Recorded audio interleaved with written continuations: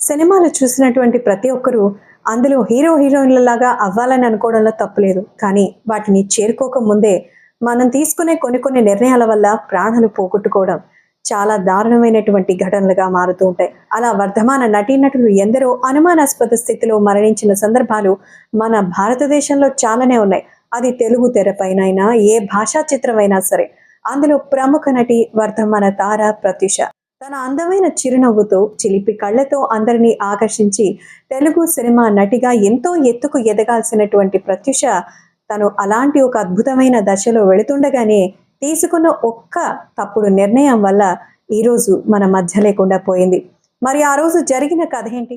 నిజంగా ప్రత్యూషది ఆత్మహత్య, లేదంటే దీని వెనుక ఏదైనా పెద్ద కుట్ర దాగి ఉందా? ఆ రోజుల్లో చెప్పిన దాని ప్రకారం ప్రత్యూష తల్లి పోరాడిన 24 ఏళ్లకు ఇప్పుడు లభించిన తీర్పు సమంజసమైనదేనంటారా?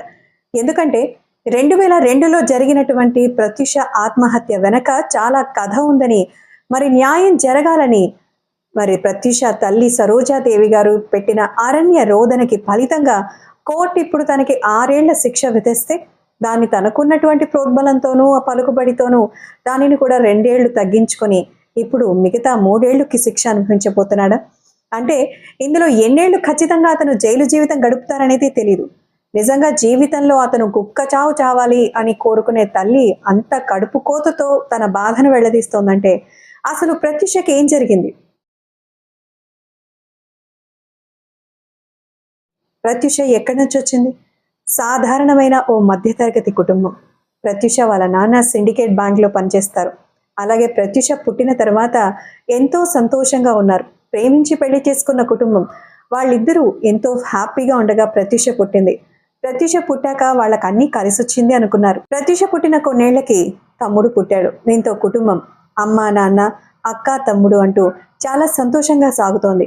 ఈ సందర్భంలో అందరూ సంతోషంగా ఉండగా మరి ఆ పైనున్న వాడికి కన్ను కొట్టిందో ఏమో తెలియదు కానీ తన తండ్రి గుండెపోటుతో మరణించారు. అప్పుడు ప్రత్యూష 7th క్లాస్ చదువుతోంది. ఒంటరిగా తల్లి పెంపకంలో పెరిగింది ప్రత్యూష. టీచర్ చదువు చెబుతూ తన పిల్లల్ని కూడా ఎంతో చక్కగా తీర్చిదిద్దారు ప్రత్యూష తల్లి సరోజినీదేవి. ఇక నిజంగా ఎలాంటి తోడు లేకుండా ప్రేమించి పెళ్లి చేసుకున్నందుకు కుటుంబం సైడ్ నుంచి కూడా ఎవరి సపోర్ట్ లేకుండా ఉన్నటువంటి ఈ సమాజంలో పోరాడుతూ పిల్లల్ని పెంచి పెద్ద చేసింది. 10th క్లాస్ ఫస్ట్ క్లాస్లో పాస్ అయింది ప్రత్యూష. దీంతో తండ్రి లేరు, ఎలాగైనా తన తల్లికి తోడు నిలవాలని చిన్నప్పటి నుంచి ఓ ఆలోచన ప్రత్యూష మనసులో అయితే ఉంది. అలాంటి ప్రత్యూష ఆ తర్వాత ఇంటర్ చదివేందుకు హైదరాబాద్లోని ఒక కాలేజీలో చేరింది. ఆ సమయంలోనే తనకు ఎక్కువగా ఫ్రెండ్స్ ఎవరూ లేరు. ఎవరితో మాట్లాడాలో తెలియక ఎప్పుడు ఒంటరిగా ఉండేది. ఆ సమయంలోనే ఇంటర్ చదివేటప్పుడే సిద్ధార్థ రెడ్డితో పరిచయం అయింది. ఆ పరిచయం స్నేహంగా, ఆ స్నేహం ప్రేమగా ఎప్పుడు మారిందో తెలియదు.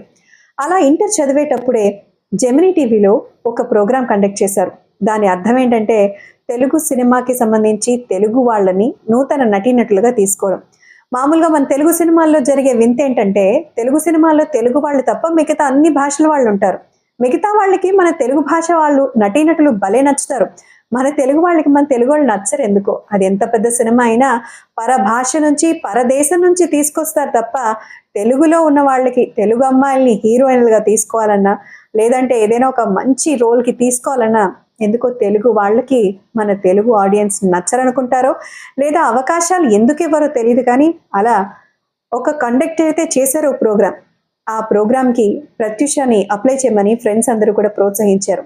ప్రత్యూష అందంగా ఉండడంతో ఫ్రెండ్స్ చెప్పిన మాటలు సరే అని, ఎలాగూ స్టడీస్ కొంచెం టఫ్గా ఉన్నాయి, ఇలా అయితే కొంచెం తొందరగా కెరియర్ స్టార్ట్ చేయొచ్చు అని అనుకుని ఇంట్లో చెప్పకుండానే అప్లై చేసింది. అలా అప్లై చేసిందో లేదో కొద్ది రోజుల తర్వాత జెమినీ టీవీ వాళ్ళ తరపు నుంచి ప్రత్యూష తల్లి సరోజినీదేవి గారికి కాల్ వెళ్ళింది. ఇలా మీ అమ్మాయి సెలెక్ట్ అయింది, మీరు రావాల్సి ఉంటుంది అని.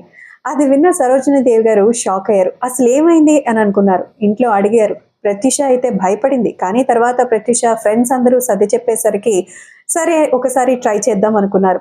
ఆడిషన్స్కి వెళ్ళారు. ఆ ఆడిషన్స్లో ఎవరెవరు వచ్చారో తెలుసా? మన ప్రత్యూషకి 3rd ప్లేస్ వచ్చింది.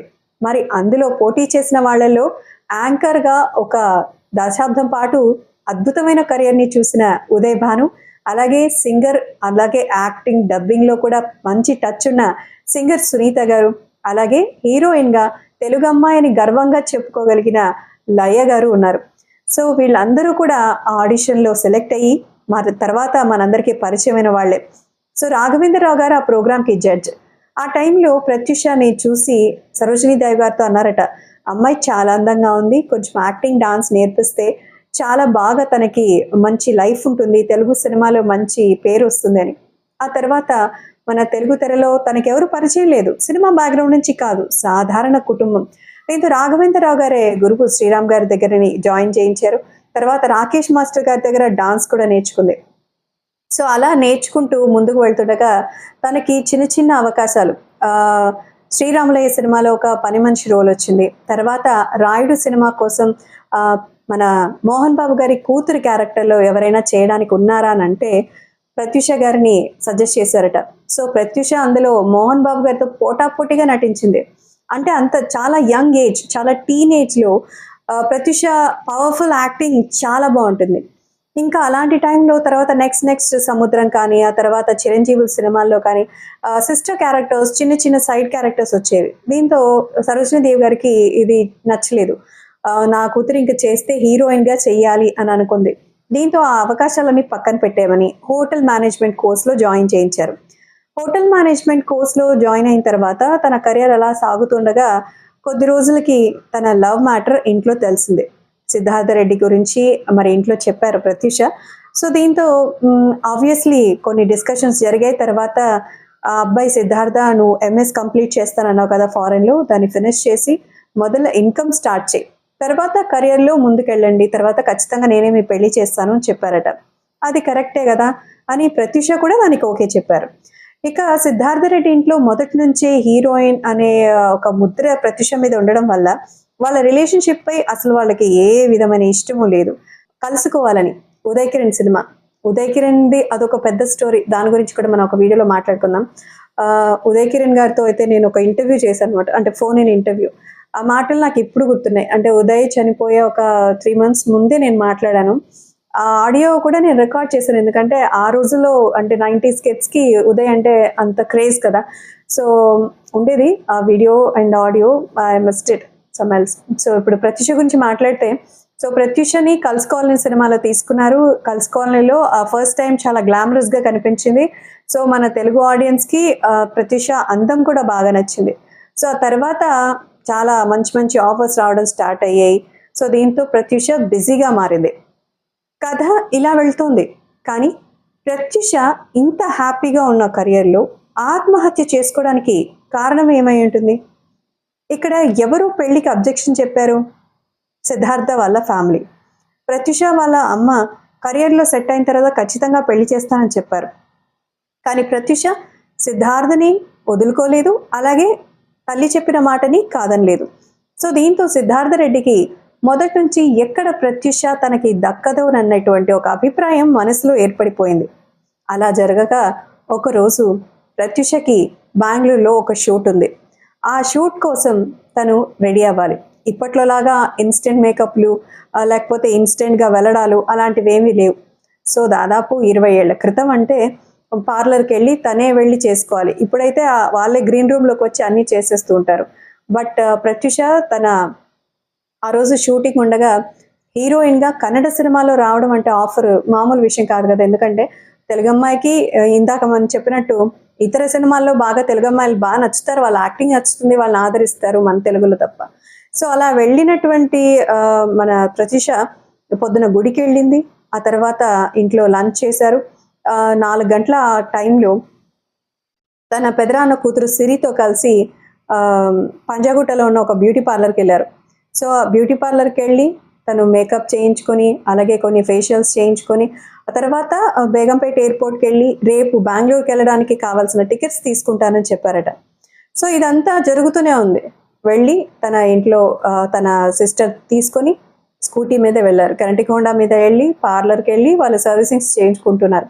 ప్రత్యూష లోపల ఫేషియల్ చేయించుకుంటుంది. ఆ టైంలో సిద్ధార్థ రెడ్డి కార్లో అక్కడికి వచ్చాడు. పార్లర్కి వచ్చాక బయట సిరి ప్రత్యూష లోపల ఉందని చెప్పింది.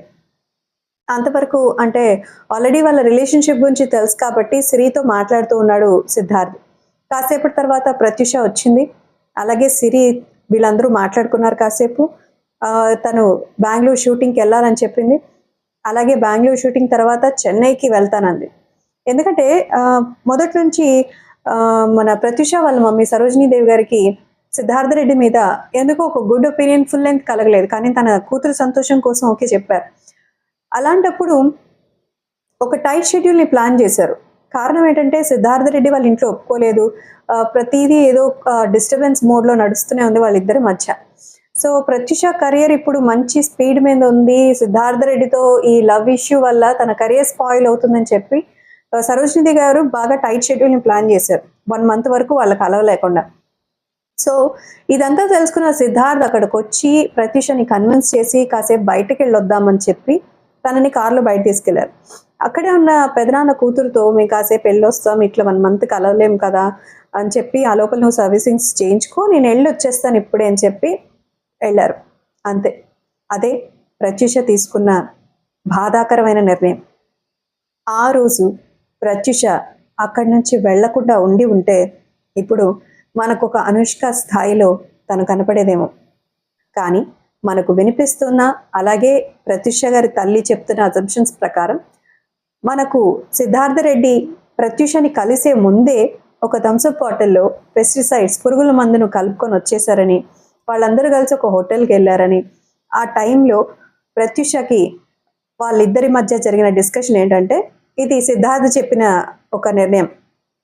ఇంట్లో మా పెళ్ళికి ఒప్పుకోలేదు, మీ అమ్మ కూడా అసలు ఒప్పుకోరు, ఇంకా లైఫ్లో మన ఇద్దరం కలవలేము, ఇలాంటప్పుడు నేను బ్రతికుండడం వేస్ట్, నీతో పెళ్ళికి మా ఇంట్లో వాళ్ళు ఒప్పుకోకపోతే నేను చచ్చిపోతానని చెప్పి తను టక్కుమని ఆ పురుగుల మందు తాగేశాడు. అరే నా వల్ల నువ్వు చనిపోతున్నావు అని చెప్పి ఆ బాధతో ఆ అమ్మాయి వెంటనే తీసుకుని తాగేసింది. సో అది సిద్ధార్థ రెడ్డి అలాగే ఉన్నాడు. ఆ అమ్మాయి తాగిన వెంటనే అన్కాన్షియస్ అయిపోయింది. ఆ టైంలో ఏం చేయాలో అర్థం కాక ఆ అమ్మాయిని తీసుకుని వెంటనే కారులో వేసుకొని కేర్ హాస్పిటల్కి వెళ్ళారు. కేర్ హాస్పిటల్కి వెళ్ళిన తర్వాత అక్కడ ఉన్నటువంటి డాక్టర్స్, అంటే మనకు సినిమాల్లో అప్పట్లో చూపించేవాళ్ళు కదా, ఇలాంటి సూసైడ్ కానీ మర్డర్ అటెంప్ట్ కేసెస్ కానీ వస్తే పోలీసులు రావాలి, లేకపోతే గవర్నమెంట్ హాస్పిటల్కి వెళ్తే అక్కడ కూడా ఫస్ట్ పోలీసులు కన్సర్న్ తీసుకుని జాయిన్ చేసుకుంటారు. వాళ్ళు అరౌండ్ 6:30 అలా 7కి వస్తే వాళ్ళు జాయిన్ చేయించుకోలేదు. తర్వాత ఏం జరిగిందో తెలియదు కానీ, ఎందుకంటే ఆ రీజన్ ఏంటి, ఎవరు జరిగింది, ఇవన్నీ మళ్ళీ పోలీసులు వాళ్ళ మీద ఎంక్వైరీలు చేస్తారు. That 2 poison cases care hospital అప్పటి వరకు రాలేదట. ఆ తర్వాత దాదాపు 1 hour పాటు డిలే అయిన తర్వాత, అంటే ఒక అమ్మాయి ఆడ అన్కాన్షియస్ అయిపోయింది, అలాగే ఉంది వీల్ చైర్లోను. 1 hour తర్వాత తన్ని బెడ్లోకి తీసుకున్నారు. సో ఇది ఇప్పటిదాకా కూడా ఏ విషయము సరోజినీదేవి గారికి తెలియదు. ఆ తర్వాత అండ్ తీసుకొచ్చింది ఎవరు అనుకుంటున్నారు? సిద్ధార్థ రెడ్డి. ఎవరైతే పాయిజన్ తీసుకున్నాడో ఆయన ప్రత్యూషని తీసుకుని వచ్చి హాస్పిటల్లో జాయిన్ చేశాడు. తను ఒక ఐసీయూలో, ప్రత్యూష ఒక ఐసీయూలో, ఇద్దరు జాయిన్ అయ్యారు. తర్వాత 2 గంటల తర్వాత 8 గంటల పై ప్రాంతంలో ప్రత్యూష గారి తల్లికి ఒక కాల్ వెళ్ళింది. ఆ టైంలో ప్రత్యూష గారి తల్లికి తేజ గారు కాల్ చేశారు. జయం సినిమాకి సంబంధించి ఆడిషన్స్లో ప్రత్యూషను తీసుకోవాలనుకుంటున్నాము, స్టోరీ డిస్కషన్స్ గురించి మీరు ఒకసారి రావాల్సి ఉంటుంది మీ అమ్మాయితో కలిసి అని చెప్పి. జయం సినిమాలో సదా ఎంత ఫేమస్ అయింది, అదే ప్రత్యూష చేసి ఉంటే మన తెలుగు అమ్మాయి అలాంటి లంగావణి కాన్సెప్ట్లో ఎంత చక్కగా ఉండేదో కదా. నిజంగా తనొకటి తలిస్తే దైవం ఒకటి తలిచాడు అన్నట్టు ఆల్రెడీ జరగరాని ఘోరం అక్కడ జరిగిపోయింది. సరే అని చెప్పి సంతోషంతో ఎదురు చూస్తున్న తల్లికి మీ అమ్మాయి హాస్పిటల్లో ఐసీయూలో ఉంది, మీరు వెంటనే రావాలని పరుగున కేర్ హాస్పిటల్కి వెళ్ళింది. కానీ 3 గంటల పాటు బయటే ఉండాల్సిన పరిస్థితి. అసలు ఏం జరిగిందో తెలీదు, ఎవరూ చెప్పరు. అసలు ప్రాణాలతో ఉందా లేదా, ఎలా ఉంది అనేది కలవనివ్వటం లేదు. 3 గంటల సేపు ఐసీయూ దగ్గరే ఆమె బయటే నిలబడి ఉందట. మరి సిద్ధార్థ రెడ్డి వాళ్ళ కుటుంబ సభ్యులు, ఫ్రెండ్స్ అందరూ ఆ రూమ్కి వెళ్తున్నారు, వస్తున్నారు. మరి తనకు మాత్రమే ఎందుకు? అడిగేవాళ్ళు లేరనా, లేకపోతే జరగాల్సింది ఇంకా కాలేదనా? సరోజినీదేవి గారు తన బిడ్డకు జరిగిన విషయాన్ని తెలుసుకొని ఒక్కసారిగా కుప్పకూలిపోయారు. ఎందుకంటే ఆ తర్వాత తను ప్రతి ఒక్కరిని అడిగి తెలుసుకుని తను ఒక అజంప్షన్కి వచ్చిన విషయం ఏంటంటే ప్రత్యూష బాగా ఎదుగుతోంది, ఇక తనకు దక్కదు అనేటువంటి ఒక జలసీతో సిద్ధార్థ రెడ్డి తన ఫ్రెండ్స్తో కలిసి తనని అత్యాచారం చేయించి బలవంతంగా తనని గొంతు నులిమి తర్వాత దాన్ని ఆత్మహత్యగా చిత్రీకరించేందుకు పురుగుల మందుని తాగించారు. కాబట్టి తనకి తన తోడు ఉన్న వాళ్ళందరికీ కూడా శిక్షించాలనేది ప్రత్యూష తల్లి యొక్క డిమాండ్. దాదాపు 24 ఏళ్లు పోరాటం చేశారు. కానీ అక్కడ ఏ రకమైనటువంటి ఆధారాలు లేవే. ప్రత్యూష తీసుకొచ్చినటువంటి ఆ సిద్ధార్థ రెడ్డి ప్రేమ పేరుతో మేము ఆత్మహత్య చేసుకోవాలనుకున్నాం, తను చనిపోయింది, నేను ప్రాణాపాయాలతో బయటపడ్డాను అని చెప్పాడు. అంటే తనని ఆత్మహత్యకు పురికొల్పిన కేసులో తనకి శిక్ష పడింది తప్ప అత్యాచారానికి సంబంధించినటువంటి ఏ రకమైన సాక్ష్యాలు లేవని, పోస్ట్మార్టం నివేదిక కూడా చెల్లదని చెప్పారు. ఇక్కడ మరొక అంశం, ఫస్ట్ పోస్ట్మార్టం చేసిన మునుస్వామి అనేటువంటి ఒక డాక్టర్, ఆ డాక్టర్ చేసినటువంటి ఆ పోస్ట్మార్టం రిపోర్ట్లో తనని గొంతు నులిమి చంపారని, తన మీద చాలా మంది యొక్క సెమెన్ దొరికిందని, వాటికి సంబంధించినటువంటి ఆధారాలు ఉన్నాయని చెప్పారు. కానీ ఆ రిపోర్ట్ తయారు చేసింది మునుస్వామి కాదని, ఆయన పేరు చెప్పి ఒక జూనియర్ డాక్టర్ చేశారని, అది చెల్లదని కేసు కొట్టేశారు. తర్వాత మళ్ళీ ఈ కేసుని తీసుకెళ్ళినటువంటి ప్రత్యూష తల్లి సరోజినీదేవి గారు మళ్ళీ అప్పీల్ చేస్తే ఈ కేసు కాస్త సిఐడికి వెళ్ళింది. దానికి కారణం అప్పట్లో ప్రతిపక్షంలో ఉన్న పార్టీ అధికార పక్షం మీద ఈ కేసుని సవాలుగా విసిరితే అప్పుడు వాళ్ళు సిఐడికి అప్పగించడం జరిగింది. ఆ సిఐడి కేసుని తీసుకుని మొత్తం ఎంక్వైరీ చేసి అప్పుడు పోస్ట్మార్టం నివేదిక జూనియర్ డాక్టర్ చేశారు, అది కరెక్ట్ కాదని, ఆత్మహత్య అని, అలాగే తను తీసుకున్న డోసేజ్ ఎక్కువగా ఉండడం వల్లే, అందులోనూ తను పూర్తిగా అప్పుడు ఫాస్టింగ్లో ఉంది కాబట్టి తను ఎక్కువగా తను తీసుకోవడం వల్ల ఇమ్యూనిటీ కూడా తను తక్కువగా ఉండడం వల్ల తొందరగా ఎఫెక్ట్ అయింది. అలాగే సిద్ధార్థ రెడ్డి తీసుకున్న డోసేజ్ తక్కువగా ఉండడం వల్ల అతను సర్వైవ్ అయ్యాడు అన్నారు. సో ఎనీవే తీసుకొచ్చింది, అలాగే తను తాగించినటువంటి విధంలో తనకు శిక్ష పడింది అని చెప్పి ఇప్పుడు కేసుని క్లోజ్ చేశారు. సో అప్పట్లో బెయిల్ మీద వెళ్ళిపోయాడు సిద్ధార్థ రెడ్డి, హ్యాపీగా తన పిల్ల పాపలతో యుఎస్లో హ్యాపీగా సెటిల్ అయిపోయాడు. తర్వాత ఇంకా ఎడతెరిపి లేని ఆ పోరాటంలో 24 ఏళ్ల తర్వాత మొన్న 2026లో 2002లో చనిపోతే 2026లో తనకి 5 ఏళ్ల శిక్ష పడింది. సిద్ధార్థ రెడ్డి లొంగిపోయారని చెప్తున్నారు. తనకి 5 ఏళ్ల శిక్ష అన్నారు. మళ్ళీ మాట్లాడితే దాంట్లో 3 ఏళ్ళు 2 ఏళ్ళు తగ్గించారన్నారు. సో ఆ 2 ఏళ్ళు కూడా డబ్బులు కట్టి వెళ్ళిపోయే అవకాశం ఉంటే అది కూడా ఇచ్చేస్తారా ఏమో తెలీదు. సో మనకి కొన్ని పాయింట్స్ ఉన్నాయి. ఆ పాయింట్స్ ప్రకారం ఏంటంటే, అసలు ఆ కేసుని ఎందుకు తీసుకోలేదు? పోలీసులు ఫస్ట్ ఆఫ్ ఆల్ కంప్లైంట్ చేయాలి, సిద్ధార్థ రెడ్డి మీద అగేన్స్ట్ కంప్లైంట్ చేయాలి అని అంటే ఆ కంప్లైంట్ని ఎందుకు తీసుకోలేదు? అలాగే ఆ రోజు ప్రత్యూష వేసుకున్న డ్రెస్ని ఏం చేశారు? ఎందుకు అంత అర్జెంటుగా తగలబెట్టాల్సి వచ్చింది? డ్రెస్సులో ఆ అమ్మాయి మోషన్ చేసింది, సో వేరే డ్రెస్ తీసుకురండి అని చెప్పారు, బాగానే ఉంది. మరి ఆ డ్రెస్ని కుటుంబ సభ్యులకు ఇవ్వడంలో ఏంటి లేట్? అది వాళ్ళు శుభ్రం చేసుకుంటారు కదా. అమ్మాయికి సంబంధించిన మొత్తం డ్రెస్సులు అంటే ఆ అమ్మాయికి సంబంధించి మొత్తం వస్తువులు ఇచ్చారు, మరి బట్టలు ఎందుకు ఇవ్వలేదు?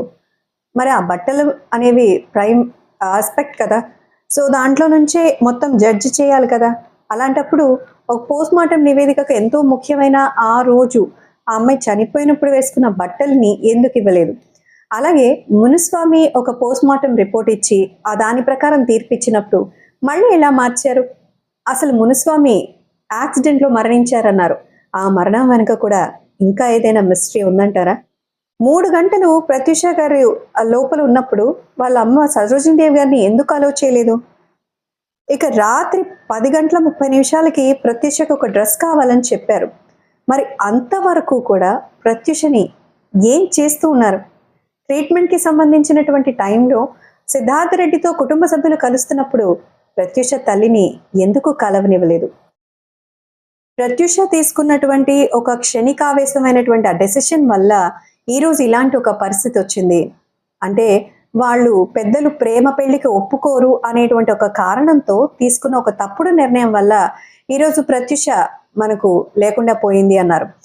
తనకు మార్క్స్ ఉన్నటువంటివన్నీ కూడా అవన్నీ హాస్పిటల్లో ట్రీట్మెంట్కి సంబంధించిన టైంలో జరిగినవి తప్ప తన మీద ఏ రకమైన అత్యాచారం జరగలేదని, మరణించినటువంటి ఆ అమ్మాయికి తల్లి అయినటువంటి సరోజినీదేవి గారు తన బిడ్డ పోయిందన్న ఆక్రందనలో, అలాగే దీనికి కారణమైనటువంటి సిద్ధార్థ రెడ్డి మీద విపరీతమైనటువంటి ఆ కోపం కారణంగా ఇలాంటి ఆరోపణలు చేస్తున్నారు. కానీ ఇది తన అజంప్షన్, కానీ ఏ రకమైన ఆధారాలు లేవు.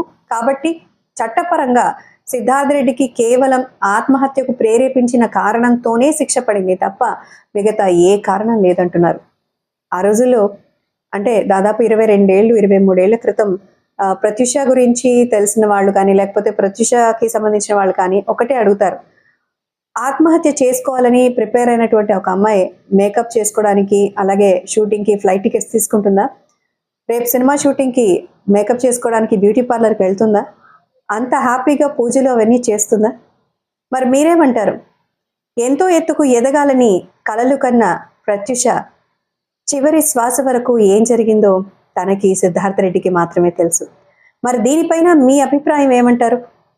అధికార ప్రోద్బలం అలాగే డబ్బు ఉంటే ఇలాంటివి ఏదైనా ఈజీగా దాటేయచ్చంటారా?